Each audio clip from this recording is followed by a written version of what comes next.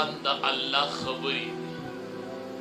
نبی کریم صلی اللہ علیہ وسلم فرمائی من احب احدکم ان یحدث ربہ فلیقرأ القرآن.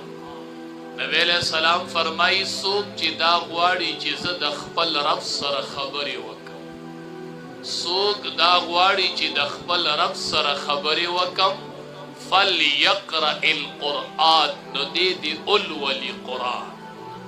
چې د رب سره خبرې کول غواړي نو دی قرآن اولولي.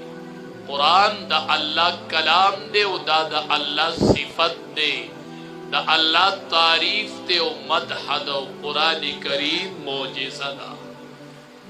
اللہ تبارک و تعالی دی بچو تا قرآن یادی تاسو تا دی علماء ویلی دی منگم وایو